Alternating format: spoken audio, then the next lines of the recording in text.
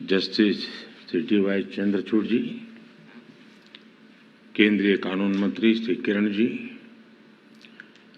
Justice Shri Sanjay Kishan Kaul ji, justice Shri S. Abdul Nazeer ji, कानून राज्य मंत्री Shri S P. Singh Baghel ji, attorney general R. Venkataramani ji, supreme court bar association के प्रेसिडेंट श्री विकास सिंह जी, सभी उपस्थित न्यायाधीशगण, सम्मानित अतिथिगण, देवी और सज्जनों, नमस्कार। आप सभी को और सभी देशवासियों को संविधान दिवस की हार्दिक शुभकामनाएं। 1949 में ये आज का ही दिन था जब स्वतंत्र भारत ने अपने लिए एक नई भविष्य की नींव डाली थी। इस बार का संविधान दिवस इसलिए भी विशेष है क्योंकि भारत ने अपनी आजादी के 75 वर्ष पूरे किए हैं। हम सभी अमृत महोत्सव मना रहे हैं।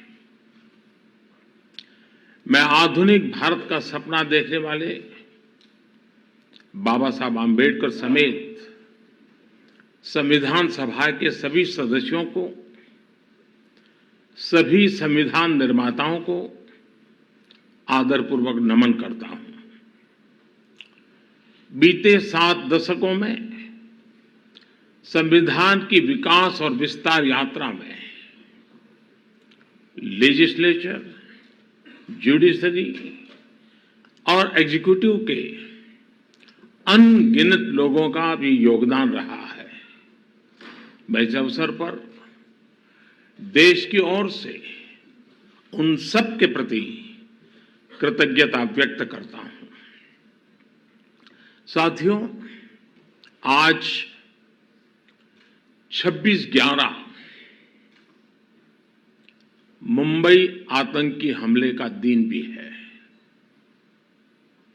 14 वर्ष पहले जब भारत अपने संविधान और अपने नागरिकों के अधिकारों का पर्व मना रहा था, उसी दिन मानवता के दुश्मनों ने भारत पर सबसे बड़ा आतंकवादी हमला किया था। मुंबई आतंकी हमले में जिनकी मृत्यु हुई, मैं उन्हें अपनी श्रद्धांजलि अर्पित करता हूं। साथियों, आज की वैश्विक परिस्थितियों में पूरे विश्व की नजर भारत पर है। भारत के तेज विकास, भारत की तेजी से बढ़ती हुई अर्थव्यवस्था और भारत की मजबूत होती अंतर्राष्ट्रीय छवि के बीच दुनिया हमें बहुत उम्मीदों से देख रही है। एक ऐसा देश जिसके बारे में आशंका जताई जाती थी कि वो अपनी आजादी बरकरार नहीं रख पाएगा, जिसके बारे में कहा जाता था वो बिखर जाएगा, आज पूरे सामर्थ्य से अपनी सभी विविधताओं पर गर्व करते हुए यह देश आगे बढ़ रहा है। और इन सब के पीछे हमारी सबसे बड़ी ताकत हमारा संविधान है। हमारे संविधान के प्रेम्बल की शुरुआत में जो वी द पीपल लिखा है, ये सिर्फ 3 शब्द नहीं है। वी द पीपल एक आह्वान है, एक प्रतिज्ञा है, एक विश्वास है। संविधान में लिखी ये भावना उस भारत की मूल भावना है जो दुनिया में लोकतंत्र की जननी रहा है, मदर ऑफ डेमोक्रेसी रहा है। यही भावना हमें वैशाली के गणराज्य में भी दिखती है, वेद की ऋचाओं में भी दिखती है। महाभारत में भी कहा गया है, लोकरंजनम एव अत्र राज्ञाः धर्मः सनातनः सत्यस्य रक्षणं चैव व्यवहारस्य चार्जवम्। अर्थात लोक को यानी नागरिकों को सुखी रखना, सच्चाई के साथ खड़े होना और सरल व्यवहार, यही राज्य का व्यवहार होना चाहिए। आधुनिक संदर्भ में भारत के संविधान ने देश की इन सभी सांस्कृतिक और नैतिक भावनाओं को समाहित किया हुआ है। मुझे संतोष है कि आज देश मदर ऑफ डेमोक्रेसी के रूप में अपने इन प्राचीन आदर्शों को और संविधान की भावना को लगातार मजबूत कर रहा है। प्रो पीपल पॉलिसीज की ताकत से आज देश और देश का गरीब, देश की माताएं बहनें, उनका सशक्तिकरण हो रहा है। सामान्य मानवीय के लिए आज कानूनों को सरल बनाया जा रहा है। टाइमली जस्टिस के लिए हमारी जुडिशरी भी लगातार कई सार्थक कदम उठा रही है। आज भी सुप्रीम कोर्ट द्वारा शुरू किए गए ई इनिशिएटिव्स को लॉन्च करने का अवसर मुझे मिला है। मैं इस शुरुआत के लिए और ईज ऑफ जस्टिस के प्रयासों के लिए मैं आप सभी को बधाई देता हूं। इस बार 15 अगस्त को लाल किले से मैंने कर्तव्यों की बात पर बल दिया था। ये हमारे संविधान की ही भावना का प्रकटीकरण है। महात्मा गांधी कहते थे कि हमारे अधिकार हमारे वो कर्तव्य हैं जिन्हें हम सच्ची इंटीग्रिटी और डेडिकेशन के साथ पूरा करते हैं।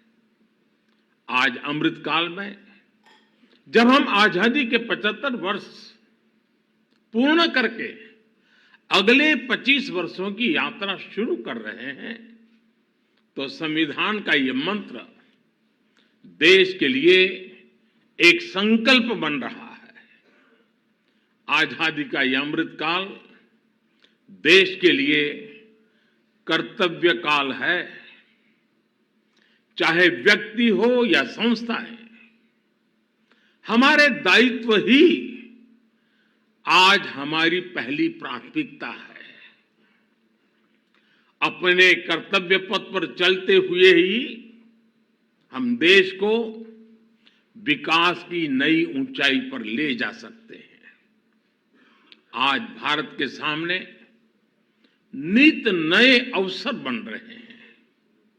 भारत हर चुनौती को पार करते हुए आगे बढ़ रहा है। एक सप्ताह के बाद भारत को G20 की प्रेसिडेंसी भी मिलने वाली है। ये बहुत बड़ा अवसर है। हम सभी टीम इंडिया के रूप में विश्व में भारत की प्रतिष्ठा को बढ़ाएं, भारत का योगदान विश्व के सामने लेकर जाएं, ये भी हम सभी का सामूहिक दायित्व है। भारत की मदर ऑफ डेमोक्रेसी के तौर पर जो पहचान है, हमें उसे और सशक्त करना है। साथियों, हमारे संविधान की एक और विशेषता है जो आज के युवा भारत में और भी प्रासंगिक हो गई है। हमारे संविधान निर्माताओं ने हमें एक ऐसा संविधान दिया है जो ओपन है, फ्यूचरिस्टिक है और अपने आधुनिक विजन के लिए जाना जाता है। इसलिए स्वाभाविक तौर पर हमारे संविधान की स्पिरिट यूथ सेंट्रिक है। आज स्पोर्ट्स हो या स्टार्टअप्स, इंफॉर्मेशन टेक्नोलॉजी हो या डिजिटल पेमेंट्स, भारत के विकास के हर आयाम में युवा शक्ति अपना परचम लहरा रही है। हमारे संविधान और संस्थाओं के भविष्य की जिम्मेदारी भी हमारे इन युवाओं के कंधों पर ही है। इसलिए आज संविधान दिवस पर मैं सरकार की व्यवस्थाओं से, देश की न्यायपालिका से एक आग्रह भी करूंगा। आज के युवाओं में संविधान को लेकर समझ और बढ़े, इसके लिए ये जरूरी है कि वो संवैधानिक विषयों पर डिबेट्स और डिस्कशंस का हिस्सा बने। जब हमारा संविधान बना तब देश के सामने क्या परिस्थितियां थी, संविधान सभा की बहसों में उस समय क्या हुआ था, हमारे युवाओं को इन सब विषयों की जानकारी होनी चाहिए। इससे उनकी संविधान को लेकर दिलचस्पी और बढ़ेगी। इससे युवाओं में इक्वालिटी और एम्पावरमेंट जैसे विषयों को समझने का विजन पैदा होगा। उदाहरण के तौर पर हमारी संविधान सभा में 15 महिला सदस्य थी और उनमें एक दक्षयानी वेलियाउधन वो महिला थी जो एक प्रकार से वंचित समाज से निकल करके वहां तक पहुंची थी। उन्होंने दलितों, मजदूरों से जुड़े कई विषयों पर महत्वपूर्ण इंटरवेंशंस किए। दुर्गाबाई देशमुख, हंसा मेहता, राजकुमारी अमृत कौर, ऐसे ही और कई महिला सदस्यों ने भी महिलाओं से जुड़े विषयों पर अहम योगदान दिया था।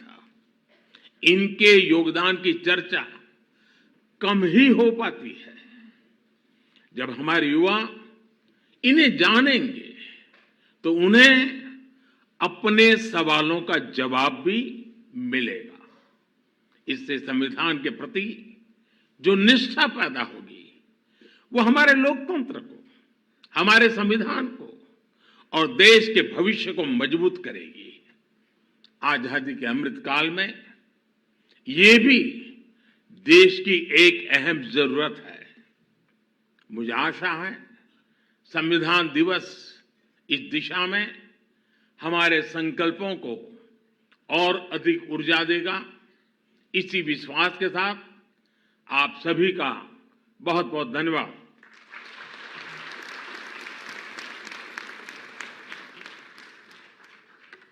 धन्यवाद माननीय प्रधानमंत्री जी। May I now request the Honorable Shri Justice S. Abdul Nazir, Judge Supreme Court